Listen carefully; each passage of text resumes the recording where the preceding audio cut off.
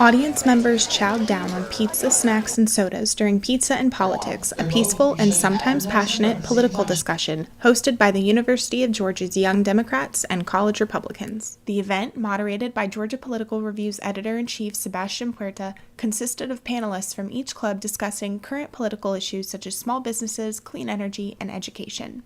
Young Democrats panelists Patrick Johnson and Zane Malice explained why they thought events like this are important for the student body to attend and listen to. So I think it's important that we have this venue to have progressives state their case, conservatives state their case, and have the audience make their decision. An informed audience on the positions is always a better audience. I think it's just a good way to get contrasting viewpoints and just be able to make your decision for yourself without getting like a biased viewpoint for one side or the other. College Republican panelists Doug Rokas and Devin Spiva are both activism directors for College Republicans and discussed with me the importance of Republicans placing their votes in an overwhelmingly blue Athens-Clarke County come November. There are a lot of Athenian Republicans. Obviously they're in the minority, but the problem has been getting them out to vote because they think that this is such a lost area. You know, it's a blue county. We're not going to change it.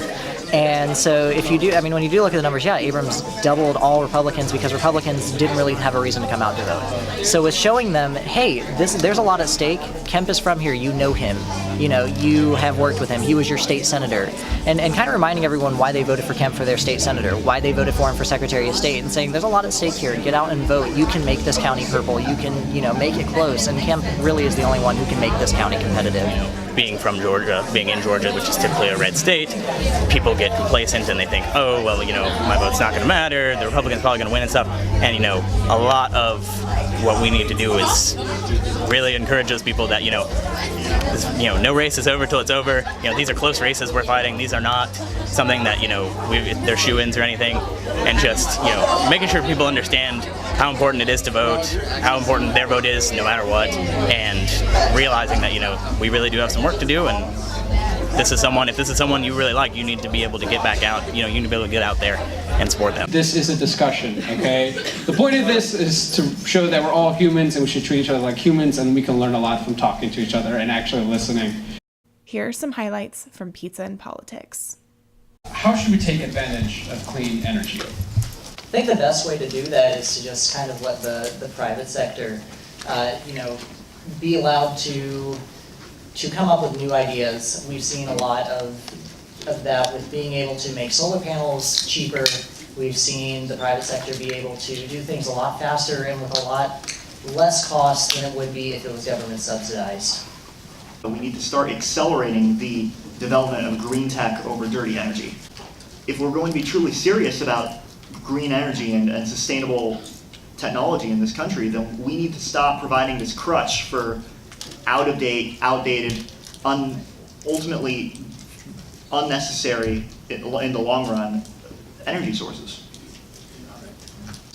How should we support small business growth in Georgia? I think if there's a perverse tax system we have where if you're a corporation, you pay 6%, but if you're a small business, you file your taxes as though it's an income tax, and depending on deduction, it's roughly 20 to 40%. What I would do, and this is something that Democrats have proposed, is create a separate tax for small businesses. Make it smaller than the corporate tax. I don't think anybody thinks it makes sense that a multinational corporation sitting on record profits should pay less taxes than a local business right up the street who's struggling to make ends meet. There is a lot that is moving towards that and fixing that, but there's a lot that has to be done in fixing our tax code, which you are correct in.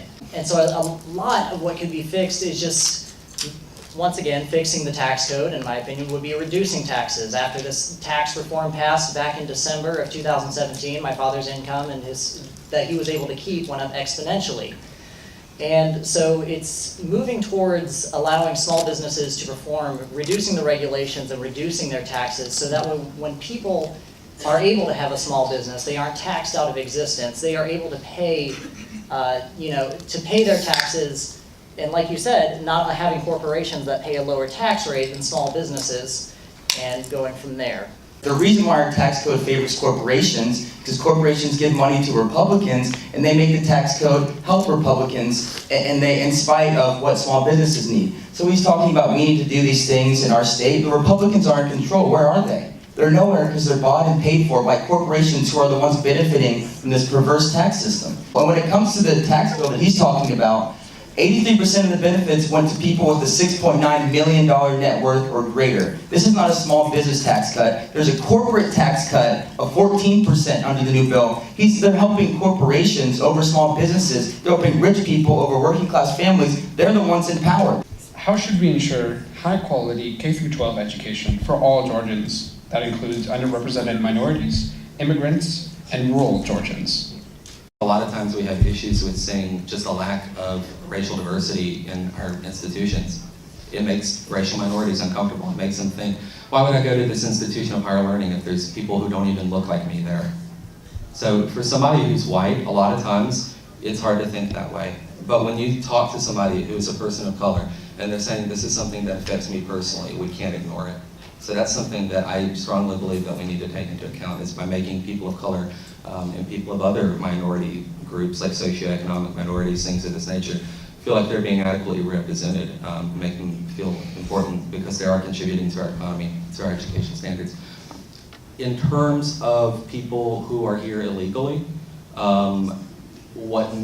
this is my personal opinion, is that if they're here as a dreamer, I don't see an issue with doing in-state tuition with dreamers, since they're here and they have a deal where they're here legally, they're being protected under certain clauses. So I see that with being okay. In terms of people who are here illegally or undocumented, I see doing certain incentives such as giving hope, such as doing things like this, fundamentally against the nature of the scholarship. It's for residents, legal residents of Georgia. The median income for minorities is substantially lower than our white counterparts or their white counterparts, and that's so that's the main reason why they're not represented at these universities, because they're so expensive and they have lower median incomes, so they can't afford to go there. That's why making public college universities tuition free will increase representation within universities. See, that's where we really diverge there. The solution isn't to make it free, it's to make it affordable. That's a state legislature issue. I think we should honestly do a better job of that, but when you just say make it free, that doesn't actually solve the problem. Ethan, can we just let Zane finish his response? The way that we finance our public schools is that 40% of it is from local property taxes. So if you're in a high-income area, you're going to have it well-funded, you're going to have great teachers, you're going to have a great support staff, you're going to have great extracurricular activities to partake in. But if you're in an area where you have lower property values and therefore lower property tax revenue, you're going to have less of all the above that I mentioned in the higher income areas. So one of the ways to really fix that is increase the state share of funding. And talking about rural Georgia, if you increase the state share of the financing, it doesn't matter what area you live in. The state as a whole, there's going to be a baseline of opportunity in every single public school to make sure that they're funded and they have adequate teachers and adequate extracurricular and adequate support staff. So when it really gets to the heart of it, it has more to do with the funding than anything else. Rachel Kelso, Grady News Source.